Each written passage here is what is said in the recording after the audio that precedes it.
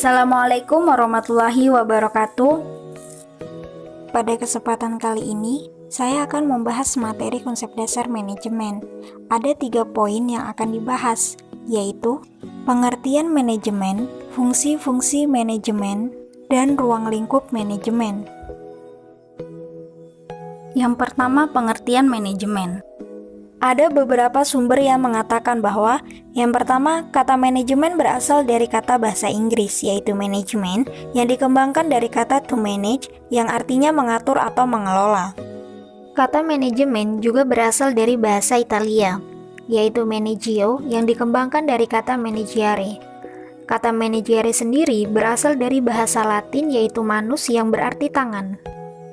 Ada pula yang mengatakan bahwa kata manajemen berasal dari bahasa Prancis kuno, yaitu manajemen yang memiliki arti seni melaksanakan dan mengatur. Ada beberapa pengertian manajemen menurut para ahli. Menurut Mary Parker Follett, manajemen adalah seni untuk menyelesaikan pekerjaan melalui orang lain. Menurut Henry Fayol, manajemen adalah sebuah proses perencanaan, pengorganisasian, dan pengawasan terhadap sumber daya yang ada untuk mencapai tujuan yang efektif dan efisien. Menurut Frederick Winslow Taylor, manajemen adalah seni mengetahui apa yang harus dilakukan dan melihat bahwa itu bisa dilakukan dengan cara sebaik mungkin. Menurut George Robert Terry, manajemen adalah sebuah proses yang terdiri atas perencanaan, pengorganisasian, penggerakan, dan pengawasan untuk mencapai tujuan yang telah ditetapkan sebelumnya. Berdasarkan definisi yang ada, dapat ditarik kesimpulan bahwa manajemen adalah ilmu atau seni yang digunakan dalam suatu kegiatan yang dapat mempengaruhi segala sumber daya yang ada secara efektif dan efisien guna mencapai tujuan. Manajemen sebagai ilmu yaitu suatu akumulasi pengetahuan yang disistemasi atau pengetahuan yang terorganisir. Manajemen sebagai ilmu juga dapat dilihat sebagai pendekatan terhadap keseluruhan dunia empiris, yaitu dunia yang terkait dengan faktor ruang dan waktu, dunia yang dapat diamati oleh indera manusia.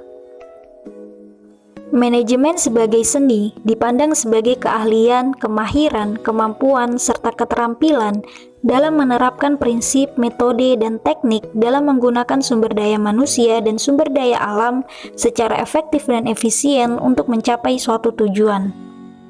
Dalam melakukan suatu tindakan, manajemen memiliki 2 makna, yaitu manajemen sebagai posisi dan manajemen sebagai proses. Manajemen sebagai posisi yaitu seseorang atau sekelompok orang yang bertanggung jawab untuk melakukan pengkajian, penganalisaan, perumusan keputusan, dan menginisiasi awal dari suatu tindakan yang akan menguntungkan organisasi atau perusahaan.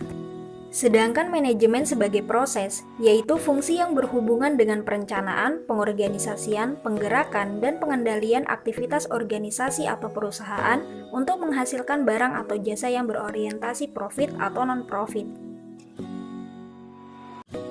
Selanjutnya, fungsi-fungsi manajemen. Menurut teori yang umumnya dijadikan sebagai acuan, terdapat 4 fungsi yang digunakan dalam kegiatan manajemen, yang dikenal dengan POC, yaitu planning, organizing, actuating, dan controlling. Fungsi manajemen yang pertama yaitu planning atau perencanaan. Planning merupakan langkah awal dalam menentukan tujuan dan cara untuk mencapainya. Perencanaan yang baik berpedoman pada 5W1H. Yaitu what, apa yang akan dikerjakan, why, kenapa pekerjaan itu harus dilakukan, where, di mana pekerjaan tersebut akan dilakukan, when, kapan pekerjaan tersebut akan dilakukan, dan who, siapa yang melakukan pekerjaan tersebut, dan yang terakhir how, bagaimana melakukan pekerjaan tersebut. Menurut Tehani Handoko, ada 4 tahapan yang harus dilalui dalam proses perencanaan, yaitu penetapan tujuan, analisis keadaan, identifikasi kemudahan dan hambatan, serta pengembangan rencana untuk mencapai tujuan. Yang kedua yaitu organizing atau pengorganisasian, yaitu proses penyusunan struktur organisasi yang dilanjutkan dengan pembagian tugas, wewenang, tanggung jawab, serta sumber daya untuk mencapai tujuan yang telah ditetapkan. Dalam pengorganisasian, perlu memegang prinsip-prinsip yang utama, diantaranya penetapan tujuan yang jelas, pembagian kerja, pelimpahan wewenang, kesatuan komando, rentang kekuasaan, serta tingkat kekuasaan. Fungsi yang ketiga yaitu actuating atau pelaksanaan. Actuating adalah tindakan mengusahakan agar semua anggota mau secara sadar untuk bekerja mencapai tujuan. Actuating merupakan fungsi manajemen yang mengandung definisi. Yang pertama, direction, yaitu menggerakkan orang lain dengan memberikan petunjuk atau arahan. Yang kedua, commanding, yaitu menggerakkan orang lain dengan memberikan perintah atau komando. Yang ketiga, yaitu motivating, yaitu menggerakkan orang lain dengan alasan-alasan sehat dan mendorong.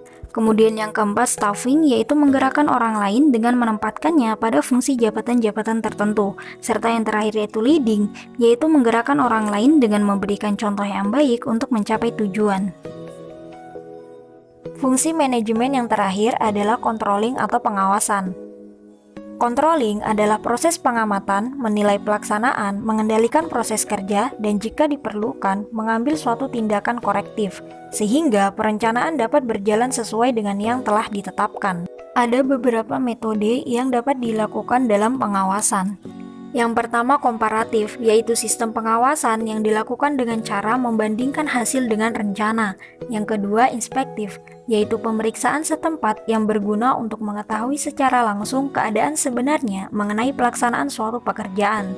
Yang ketiga, verifikatif, yaitu sistem pengawasan dengan pemeriksaan. Yang keempat, yaitu investigatif, yaitu sistem pengawasan yang dilakukan dengan mengadakan penyelidikan. Pembahasan yang terakhir yaitu ruang lingkup manajemen.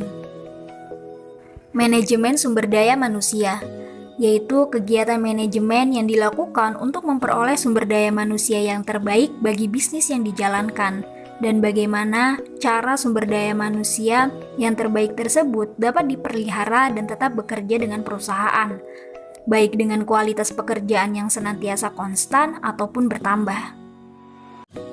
Manajemen pemasaran. Kegiatan manajemen yang dilakukan untuk mengidentifikasi apa sebenarnya yang diinginkan oleh konsumen dan bagaimana cara agar pemenuhannya itu dapat diwujudkan. Jadi suatu produk yang dihasilkan oleh perusahaan itu sesuai dengan apa yang diinginkan oleh konsumen. Manajemen produksi. Kegiatan manajemen yang dilakukan untuk menghasilkan produk yang sesuai dengan standar yang telah ditetapkan berdasarkan keinginan konsumen, dengan teknik produksi yang seefisien mungkin, mulai dari pemilihan lokasi produksi hingga produk akhir yang dihasilkan dalam proses produksi. Manajemen keuangan. Kegiatan manajemen yang dilakukan untuk memastikan bahwa bisnis yang dijalankan mampu mencapai tujuannya secara ekonomis, yaitu diukur berdasarkan profit atau keuntungan. Manajemen keuangan bertugas untuk merencanakan dari mana pembiayaan bisnis akan diperoleh dan bagaimana cara mengalokasikan dana tersebut secara tepat. Manajemen informasi. Kegiatan manajemen yang dilakukan guna memastikan bahwa bisnis yang dijalankan mampu bertahan dalam jangka panjang. Dalam hal ini, manajemen informasi bertugas menyediakan atau memberikan seluruh informasi yang terkait dengan kegiatan perusahaan, baik informasi internal maupun informasi eksternal, yang dapat mendorong kegiatan bisnis tersebut mampu bersaing dengan perusahaan lain. Itulah tadi pembahasan mengenai konsep dasar manajemen. Sekian, wassalamualaikum warahmatullahi wabarakatuh.